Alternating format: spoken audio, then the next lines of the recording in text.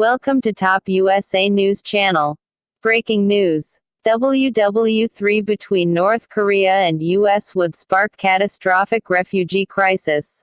North Korea and the United States could trigger a major refugee crisis if World War III breaks out, experts have warned, as tensions threaten to boil over on the Korean peninsula.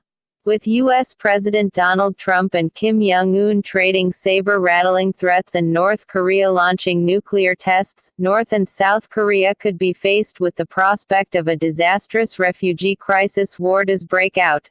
If the U.S. managed to wipe out the depraved regime overnight, experts have long said the painful process of a reunification between the North and South would begin.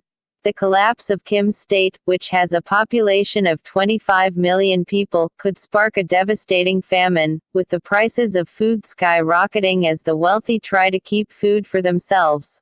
As millions face the prospect of living without their supreme leader, and a lack of money, food and shelter, they too could seek refuge in South Korea, putting Seoul under huge pressure.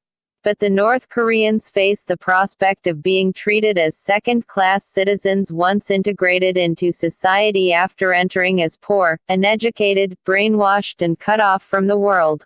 Dr. Leonid Petrov, expert in Asian and African studies from the Australian National University, said, South Korea might use the opportunity to exploit North Koreans who have less education or experience in enterprise.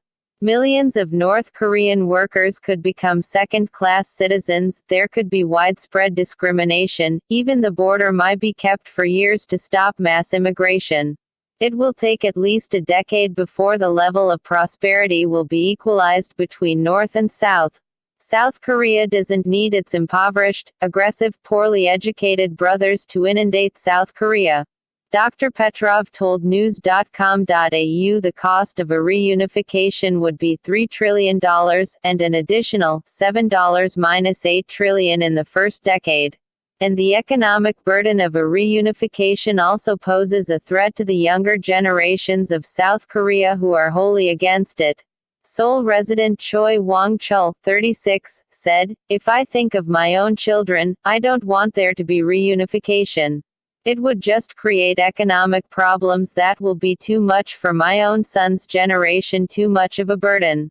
So much so, a push to convince the younger generation of the need for reunification of the two Koreas has seen one political action group, Action for Korea United, release a song in a desperate bid for unity.